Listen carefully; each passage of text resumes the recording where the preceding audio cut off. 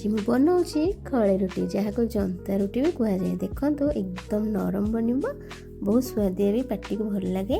आप गोटे जगह श्योर 2टा रुटी खाईदेवे। खड़े रुटी बनवाई जहाँ जहाँ दरकार को प्रोसीजर हम मुझे सहित सेयार करी। खड़े रुटी सहित आप डालमा पनीर सेमिया जहाँ भी बनईकि खाईपारे। तो खड़े रुटी मुझे बनई सेमिया और डालमा खड़े रुटी सहित खावाई से खड़े रुटी बनवाई मुझे प्रथम कड़े नहीं गली। कड़े बसैला मेजरमेंट तार दरकार टे गोटे गिना बड़ गिनारे मु पानी नहीं जाइली फुल आउ अल्प जस्ट अल्प नहीं जाइली पानी से अनुसार आम अटा भी दबा जस्ट अल्प पानी फुल गोटे कप रे गोटे कप पानी रे गोटे कप अटा देबे कि जस्ट हल्का पानी जस्ट मरिबो से फुटिले अल्प टिके हल्का पानी देली से जुआणी घीटा भलसे मिक्स कर देती अल्प लुण स्वाद अनुसार लुण देदेवे एवं से अल्प अल्प टी हल्का चीनी मुझे चीनी देती एवं फुटी गला परे अटा से जो कप्रे मुझा गिनार जो नहीं पानी से फुल अटा मुझे ताको भल भाव में जंतिली भलसे मिक्स करदे।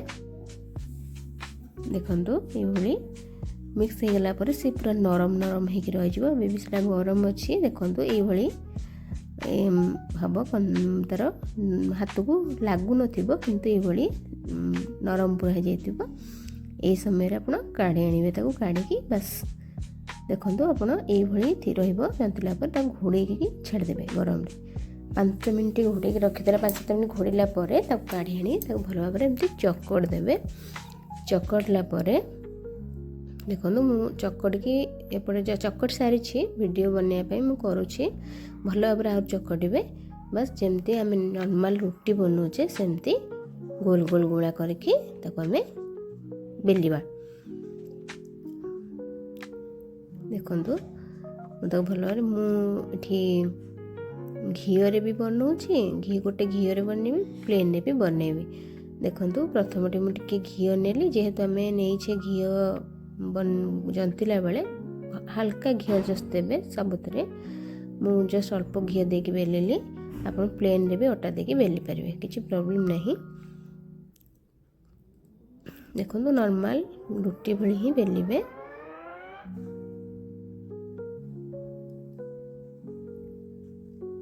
बस मो पुओ ये समय वीडियो बनाऊला मामा तुम्हें कर मु वीडियो बनईदेवी मो पुओ आज मोर मत हेल्प करिछि। देखो बनीगला ए साइज भाव में रुटी होगला आम खड़े रुटी तैयारी आपको आम तावे देदबा आम